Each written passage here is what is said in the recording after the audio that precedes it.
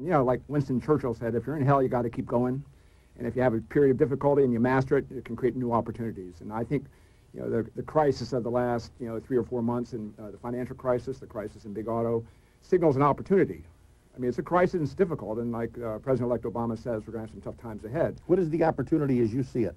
I think the opportunity is to take a fundamental shift in our economy. For the last 30 years, this idea of a casino economy has been growing, has had growing influence, where money is made by speculation and made with paper.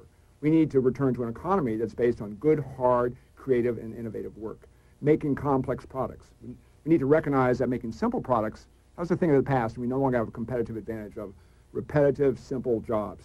But we still have a competitive advantage in this country in making complex products like MRI machines, like robots, like wind turbines. In our country, our communities need to focus on that future and do everything necessary to get there. Dan, in your view, if you were in Congress, would you be voting for a bailout? It depends on the terms. I think we should be, I think this is, again, represents a great opportunity, but you got to get into the details. If we do nothing or we just push them into Chapter 11 or Chapter 7 for a reorganization, it's going to be disaster. It's going to be disaster for thousands of people around the country.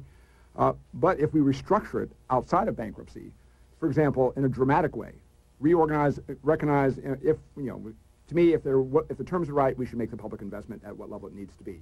We should recognize that investment not as a bailout, not as welfare, but an equity investment. We should restructure, first of all, beginning at the board of directors. So we should bring in Josh Gottbaum, who I think is Obama's transition person in the Department of Treasury, who's an expert in restructuring the steel industry on behalf of labor. He should be on the board of directors. We should put in Amory Lovins, who's a leading environmental developer.